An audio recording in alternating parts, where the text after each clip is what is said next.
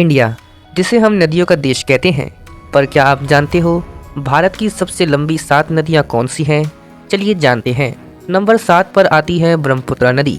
Total length लगभग 3,969 kilometre, लेकिन India में सिर्फ 916 से 1000 किलोमीटर तक बहती है।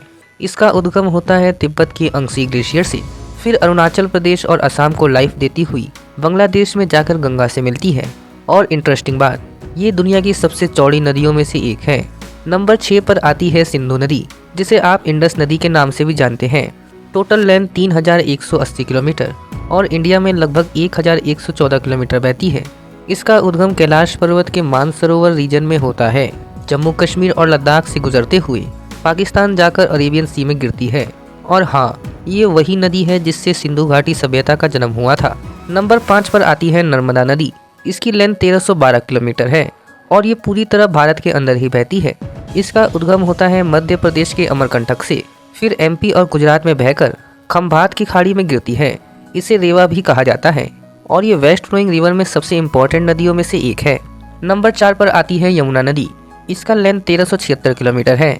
इसका उद्गम उत्तराखंड के यमुनोत्री ग्लेशियर से होता है, फिर दिल्ली और यूपी से गुजरते हुए प्रयागराज में गंगा से मिलती है और ये गंगा की सबसे बड़ी सहायक नदी है। प्लस ताजमहल भी इसके किनारे पर बना है। नंबर 3 पर आती है कृष्णा नदी। इसका लेंथ 1400 किलोमीटर है। इसका उद्गम महाराष्ट्र के महाबालेश्वर से होता है। महाराष्ट्र, कर्नाटका, तेलंगाना और आंध्र प्रदेश से होते हुए बे ऑफ बंगाल में गिरती है और ये इंडिया की सबसे इम्पोर्टेंट इरिगेशन रिवर में से एक है। नंबर 2 पर आती है गोदावरी नदी, जिसे दक्षिण गंगा भी कहा जाता है। इसका लेंथ 1465 किलोमीटर है।